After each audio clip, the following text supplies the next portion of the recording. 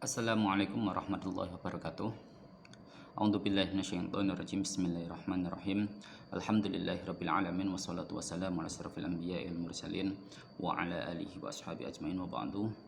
Kepada para mahasiswa yang saya cintai dan saya sayangi, terkait dengan mata kuliah pemikiran Islam kali ini saya akan menyajikan terkait dengan pemikiran Hasan Hanafi. Ya, Hasan Hanafi terlebih pada konsep kiri Islamnya. Namun sebelum kita masuk ke kiri Islam yang diambil dari buku Al-Yasar Al-Islami ini, saya terlebih dahulu menjelaskan terkait dengan kronologi cara berpikir Hasan Hanafi, di mana dia sampai pada titik tertentu dia menawarkan konsep Al-Yasar Al-Islami ini. Yang pertama, Hasan Hanafi ini merupakan seorang pemikir berkebangsaan Mesir, di mana kala itu Mesir sedang dilanda krisis, di mana kelompok-kelompok tradisionalis benar-benar kalah karena adanya imperialisme dan liberalisme yang muncul. Jadi dia melihat adanya kenapa umat Islam ini justru cenderung kalah dengan adanya beberapa kelompok-kelompok yang lain yang dari luar ini kemudian. Nah, ini yang kemudian memberikan semangat bagi Hasan Hanafi untuk memberikan solusi terhadap kondisi umat Islam yang dialami di Mesir kala itu.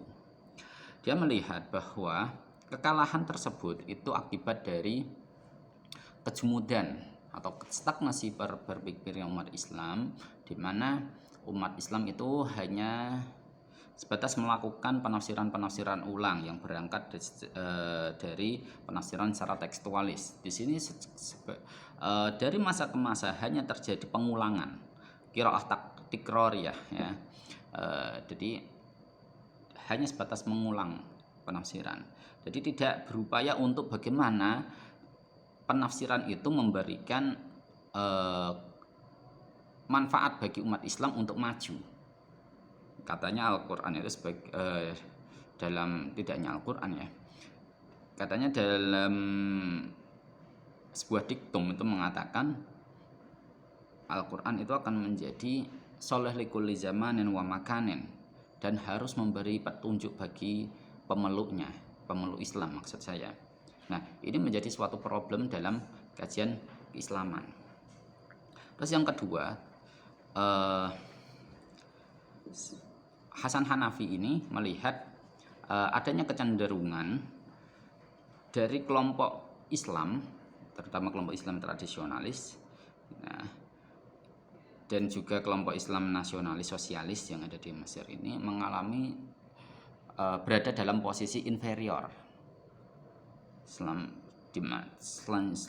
Sebaliknya, kelompok liberalisme ini yang mengadopsi cara berpikir Barat ini superior. Jadi di sini bagi Hasan Hanafi umat Islam sudah mengalami ketertinggalan pesat. Nah, disinilah kemudian Hasan Hanafi mencoba untuk memberikan gagasan terkait dengan kiri Islam. Bagaimana sih sebenarnya kiri Islam itu sendiri? Kiri Islam ini menurut Hasan Hanafi ini lebih untuk apa ya sini? Memberikan suatu gagasan sebagai bentuk perlawanan atas liberalisme yang benar-benar dikembangkan di Mesir kala itu. Jadi umat Islam ini harus maju. Jadi seakan-akan mereka yang berusaha untuk maju dengan melawan dominasi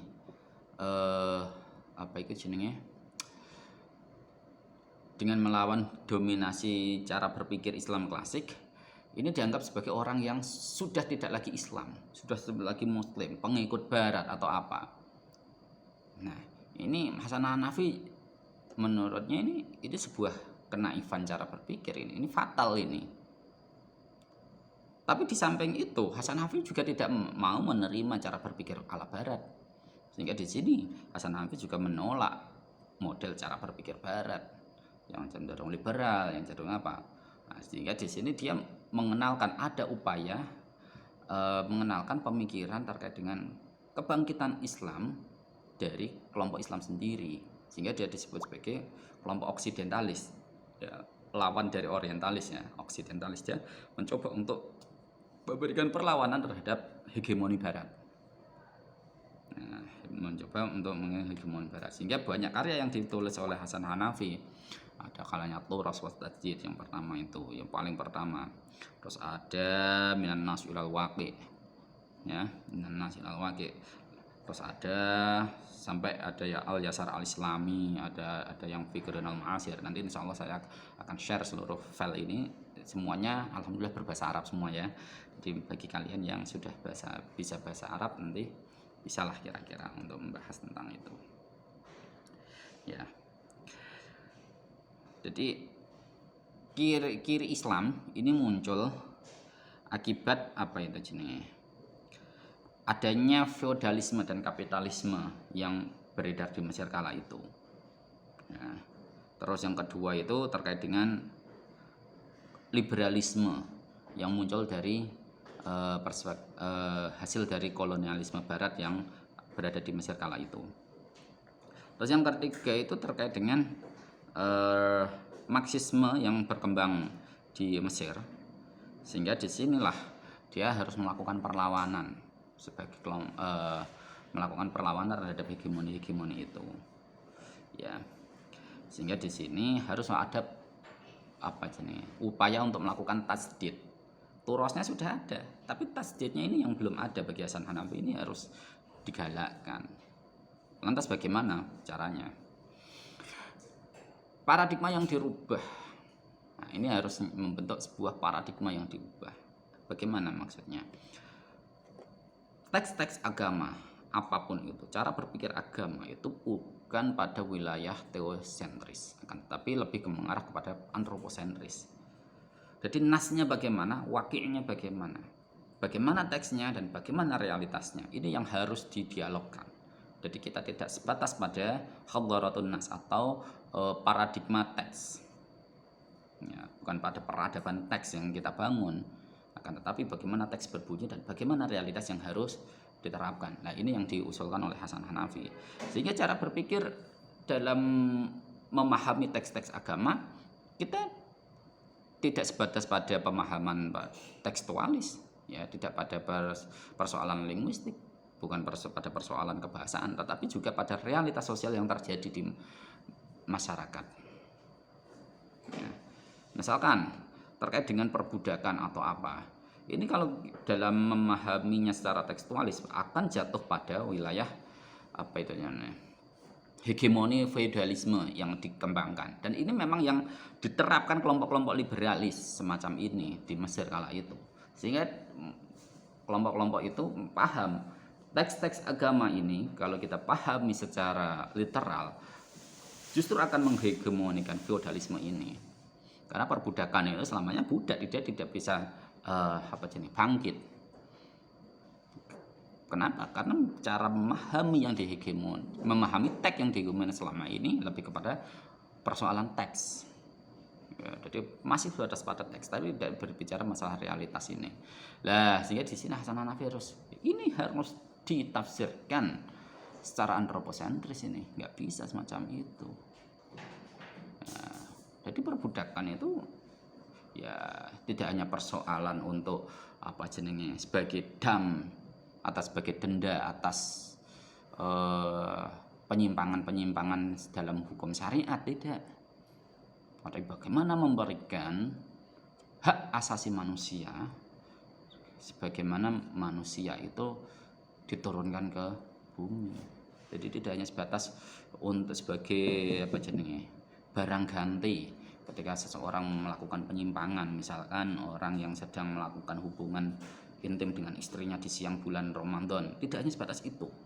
Dan ini yang selamanya dihegemonikan kaum tradisionalis dan justru dimanfaatkan oleh kelompok fundamentalis, kelompok liberalis untuk menghegemonikan feodalisme yang terjadi di Mesir kala itu. Ya, ini yang harus dilawan, harus ada antroposentrisme. Bagaimana? Dari penafsiran semacam itu kita harus mengarah kepada wilayah sosial. Jadi tujuan untuk memerdekakan budak itu untuk apa? Untuk memberikan hak asasi kemanusiaan. Maka di sini segala bentuk yang mengarah kepada apa itu jenis perampasan hak asasi manusia, maka dia harus dilawan. Ya, ini yang dicirikan oleh Hasan Hanafi sebagai kiri Islam. Namun perlu diketahui, saya jelaskan kembali terkait dengan kiri Islam. Hasan Hanafi tidak bermaksud untuk memberikan tipologi dalam keislaman. Ya, tidak ada Islam kanan, tidak ada Islam kiri. Jadi penyebutan Al-Yasar Al-Islami dan Al-Yamin Al-Islami ini hanya sebagai bentuk penentangan terhadap kelompok-kelompok yang mengatakan bahwa Islam yang kiri adalah mereka yang sudah melakukan pembangkangan terhadap agama itu. Bukan. Jadi kiri Islam itu adalah mereka yang berani untuk mendobrak paradigma cara berpikir Islam yang sangat tradisionalis, yang sangat tekstualis. Dia tetap Islam, tapi dia yang berani untuk melakukan perlawanan terhadap paradigma keislaman yang dikembangkan dalam beberapa abad terakhir, sehingga umat Islam mengalami stagnasi atau kejumudan, mandek, kalah. Nah, ini yang diharapkan oleh siapa itu, Hasan Hanafi.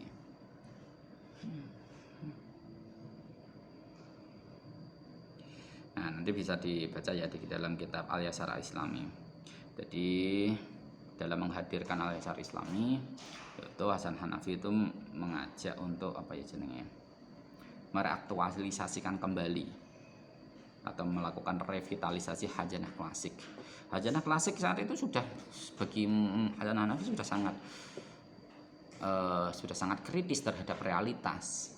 Akan tetapi dalam beberapa dekade semenjak adanya diktum, tertutupnya pintu ijtihad, ini yang kemudian menjadi problem dalam Islam.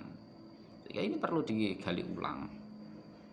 Nah, di sini dalam menggali ulang maka perlu yang namanya rasionalisasi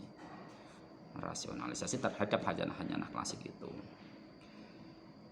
Terus yang kedua, yaitu juga menentang peradaban Barat. Jadi selama ini maju itu tidak hanya dari Barat saja. Kita harus bisa memberikan satu bangunan epistemologi paradigma keislaman untuk memajukan Islam sendiri. Maka karena sebab inilah Hasan Hanafi disebut sebagai bapak oksidentalisme. Bukan orientalis, oksidentalis, orang yang kemudian mencoba untuk melawan hegemoni Barat. Terus yang ketiga itu kita harus melihat analisis terhadap realitas dunia sekaligus realitas teks, dan kemudian mencoba untuk mendialogkan antara keduanya ini. Hal inilah yang kemudian disebut sebagai metode antroposentrisme. Jadi titik pusatnya itu bukan pada teologi, tetapi pada manusia itu sendiri. Nah, ini yang dapat saya sampaikan terkait dengan pemikiran Hasan Hanafi. Silakan habis ini nanti diberikan refleksi terkait dengan pemikiran Hasan Hanafi. Nanti di Google Classroom akan saya berikan referensi primer terkait dengan karya-karya Hasan Hanafi. Sekian dari saya, akhirul kalam. Wassalamualaikum warahmatullahi wabarakatuh.